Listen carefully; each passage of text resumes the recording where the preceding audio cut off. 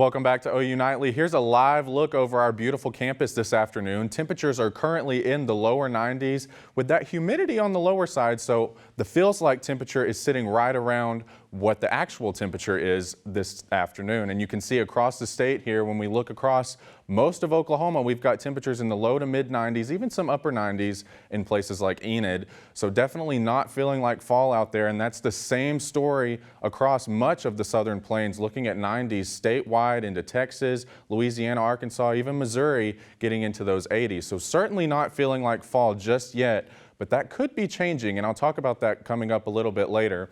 Looking at the current humidity, you can see it's on the lower side, which is leading to those feels like temperatures being very near those actual temperatures. And with these warm temperatures and lack of rainfall, of course, comes the drought. And you can see we've got here in southwest Oklahoma stretching across southern Oklahoma and even portions of northern Oklahoma in severe drought.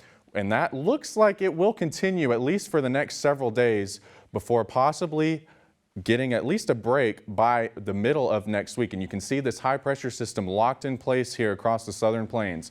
But pay attention to this feature right here. This starts to move slowly eastward over the next couple of days. The high pressure system starts to inch its way off to the east. And you can see here by Monday, we've got a few scattered showers starting to develop in the panhandles. But that really starts to spread across our region by Tuesday into Wednesday, when we could be seeing a line of thunderstorms along the cold front as that storm system pushes to the east.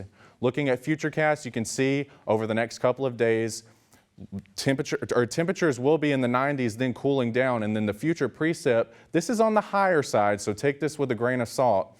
But Norman could be seeing some very beneficial rainfall even across the entire state as we go through next week. Highs will dip down into the 70s by next week, which is a welcome relief because it is September and we're still dealing with temperatures in the 90s. Lows tonight in the 70s, highs tomorrow, once again getting up into those 80s and 90s across the state.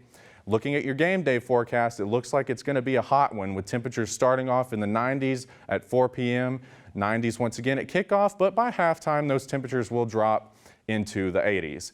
7-day forecast shows highs in the 80s once again tomorrow, into Saturday and Sunday and Monday. But as we head into Tuesday and Wednesday of next week, we could be looking at a storm system pushing through the state, which will give us a decent chance for rain on Wednesday before pushing out by Thursday.